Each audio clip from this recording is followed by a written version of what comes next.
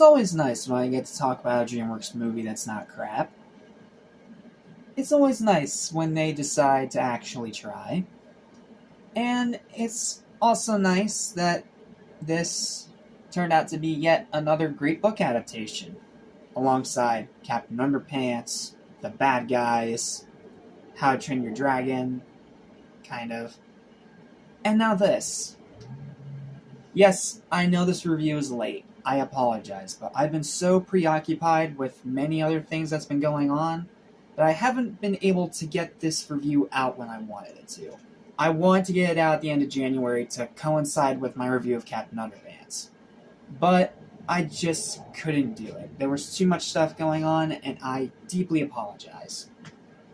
But now that I'm playing catch up and getting all the reviews done for this month, with the exception of The Monkey, because it's not out yet, it is time to see the first offering this year from DreamWorks Animation. And thankfully, it's a pretty darn good one. So, without further ado, let's talk about it and stop delaying this review for another week. What's up, what's happening, what's going on, everybody? Welcome back to AnimationStation, your number for animation, anything and everything animation, including two kids that create comic books, as well as TV and movies. I'm your host, Chad Small. That's an obvious reference to George and Harold, if you don't get the joke. And today, we are finally taking a look at DreamWorks' crack at a second book adaptation from Dave Pilkey. This time, Dogman! The second big spin-off series based on comics that are created by George and Harold from Captain Underpants. Now, we don't actually see these comics in the books, at least not to my recollection. So, these books are treated like their own separate thing, but they are in the same universe as Captain Underpants. Just want to get that clear. This is in the same universe, but it is its own thing. So, I'll do my best to try and keep references to that part as minimal as possible, so we can focus on this one. Now, I'm not gonna lie, I was pretty excited for this movie. Not only because I haven't read the book, because at this point I wasn't really interested in those kind of books anymore. And the trailer was really interesting, and I really loved just how out of touch wacky the premise was. But because it actually looked really funny. Like, really, really funny. Not Bad Guys funny, but still really funny. So, because of that, I was excited to check it out, and I did get to check it out before the end of the year, as planned. However, I did not get to get my review out because of things that were going on out of my control. So, I apologize again for that, but it's finally time to talk about it. So, let's get one thing right out of the way. Is this movie as amazing and fantastic as Captain Underpants was? Sadly, no. But don't let that discourage you.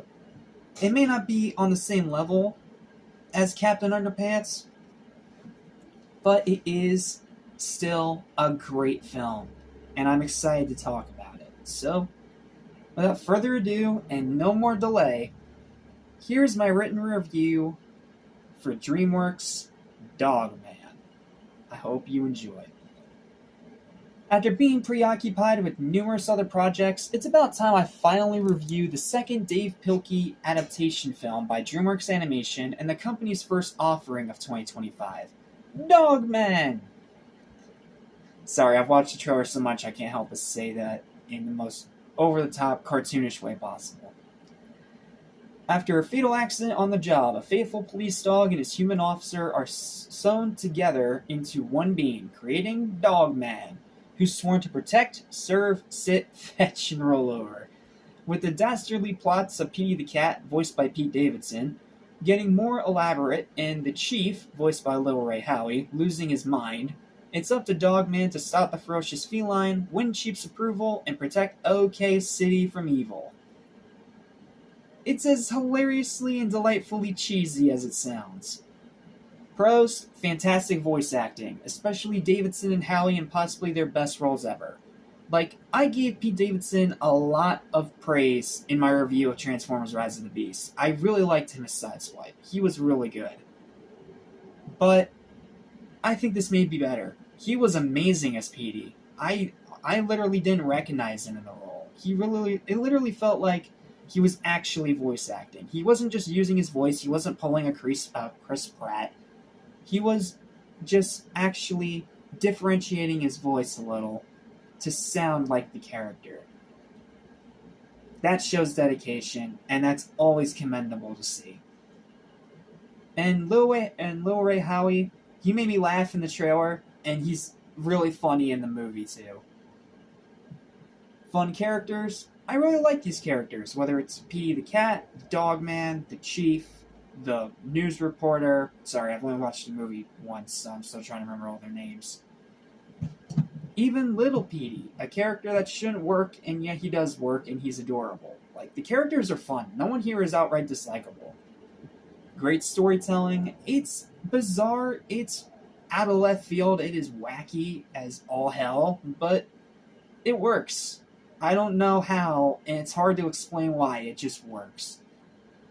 Lots of heart and genuinely touching moments. Like, you get some moments of Dogman alone by himself, and through nothing more than music and body language, you perfectly understand what he's going through at that particular moment. And it's a real nice feeling. And the scenes are really well done. They are very touching. I do think those are really well done.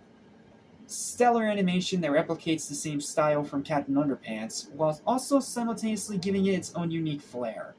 Like, once again, it takes a little bit from where it came from, but it manages to still be its own thing. Like, the dot eyes, the simple draw style, like, that is all intact. But it feels a lot more dynamic. It feels a lot more textured. It feels a lot more detailed. Like, it's a little hard to explain, but for example, in Captain Underpants, the backgrounds of that movie looked flat. They looked flat, and they didn't have the same bright color or detail that they put into the characters. And I get that. Sometimes you do that on purpose to make sure that the characters are the main focus of attention. I get that. But it's always nice to see a movie that puts attention into both, but still manages to still put the focus on the characters when it's needed. It's really cool. It's a really nice thing to see. One of the best DreamWorks villains in decades with Petey the Cat. I freaking love this character. Like, he's multi-layered. He isn't a single-note villain as much as he tries to pass himself off as. He's legitimately well-written and very interesting. They don't pull any twists. They don't pull any of that stupid nonsense crap you've seen with DreamWorks villains for a while now. Like, he is a legit good antagonist to Dogman. Not to mention, probably my favorite character in the movie. Not only because he's funny, but because he's a genuinely really interesting and very entertaining character. And then you add on that excellent voice acting from Pete Davidson, and probably his best role. Yeah, that all comes together to make an amazing character. I really liked Petey. He was really freaking cool. Tons of fun, energetic action. Like, there was some action in Captain Underpants, but it wasn't the focus. Here in Dogman, it absolutely is. There are multiple chase scenes, there are multiple car moments, there are multiple climbing up buildings, there are so much dynamic shots and angles, and it's awesome. The freaking action in this movie is awesome, especially in the finale when it just goes even more bonkers than it already is. And it's amazing. It's so freaking cool. I love it. I love it. I love it. I love it. Hilarious humor. This movie's funny. Like, it is laugh out loud legitimately funny. Not just all the jokes from the trailer. There are jokes in the movie, both visual and dialogue driven, that both got a really big laugh out of me. This movie's hilarious. Solid runtime of under 90 minutes. It's a pretty easy sit. A very fun finale paired with an incredibly cute ending. I'm not going to say any more than that because spoilers. And high rewatchability. I can easily see myself rewatching this movie numerous times. Added note, also known as mixed, not a plus or a negative, but it does feel more like an extended cartoon rather than a fully fleshed out movie. I'll try my best to explain this without spoiling anything. The way I see it is that it's treated like a feature-length cartoon.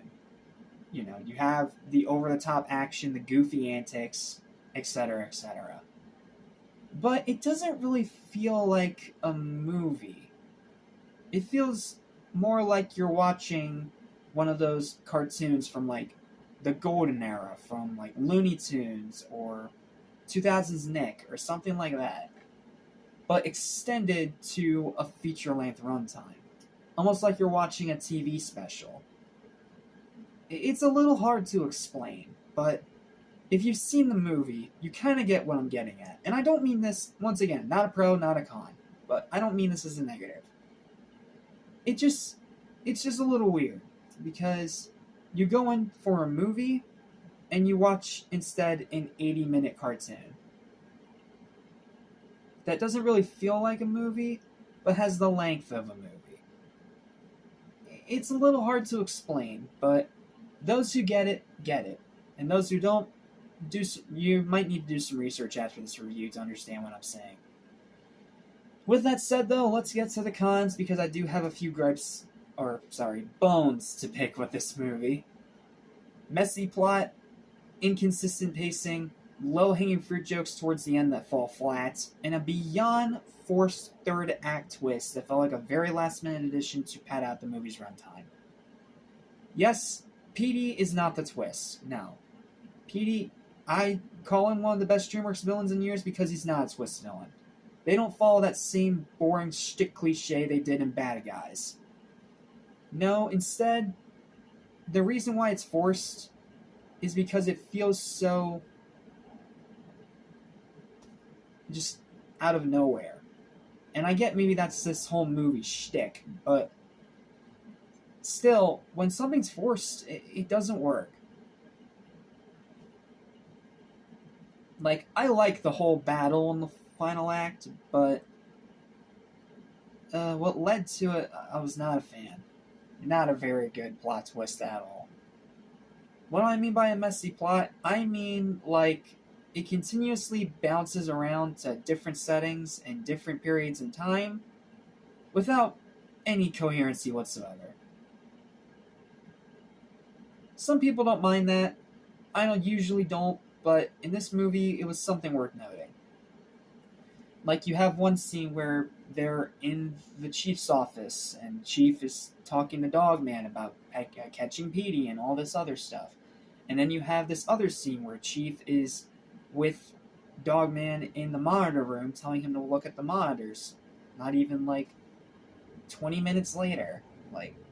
It all just feels so bizarre. Once again, I get that this is probably this whole movie's thing, but sometimes bizarre doesn't always mean good. In conclusion, however, while it may not soar high in the sky like its Caped Cotton predecessor, it's still more than worthy of treats and praise. Dogman is a fun, brief, action-packed, heartfelt, and hilarious offering from DreamWorks that gives the book series of the same name a pretty great adaptation to its name. I'm sure any fans of the Dogman books will be more than happy with this movie. Sure, it may get distracted from time to time and occasionally lost in its own chaos, but it still manages to get the job done.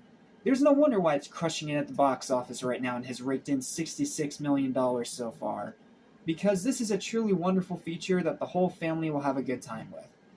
I'm really glad DreamWorks decided to make this a theatrical release rather than a streaming movie, because it's doing well, and hopefully this sends the message to DreamWorks to do more of this, and less of the crap they pulled from Megamind 2. Just saying. While it may not be one of DreamWorks' greatest films ever, it's still worthy of a high recommendation. Now we wait to see if the company can keep up the momentum of Bad Guys 2 this upcoming summer. I am hyped beyond words for that movie. But for now, let's focus on this movie and its final verdict. My final verdict for Dogman is going to be a high, well-deserved, but slightly under par, I guess, 8 out of 10. And it's because I gave Captain Underpants a 9. It's not as great as Captain Underpants. It doesn't have that same connection with me as Captain Underpants did as someone who actually read those books as a kid. But it's still a great family movie. It's a great animated feature, and I can't see anyone honestly being that disappointed with it. Is it a little kiddie? Sure. Does it have some inappropriate moments? Definitely. But that's also part of its charm. It's a fun, entertaining movie that I think families will be more than happy to watch. In other words, watch this instead of Captain America. It is way more worth your time than that piece of crap. So, that's it. That is my long-delayed and finally done review for Dogman. Thank you guys so much for watching. Please don't forget to like, share, and subscribe for more videos like this almost every single day. Check this movie out in theaters. I definitely think it's worth your time if you have the time to see it. And I hope DreamWorks continues this momentum. Now, yes, we still have the pointless, boring How to Train Your Dragon live-action remake that didn't need to exist. But, who knows, maybe that will be decent. But Bad Guys 2? Oh, man. If DreamWorks manages to actually stick the landing, they could have a best-of-the-year contender right there. Because I adore the first Bad Guys. I am so excited for the sequel. And this is great too. Check this out if you haven't seen it. Well, thank you guys so much for watching, and I'll see you in the next review. Listen, I want to forget. So listen and you won't regret. Be true to yourself, don't miss your chance. And you won't end up like the fool who ripped his pants.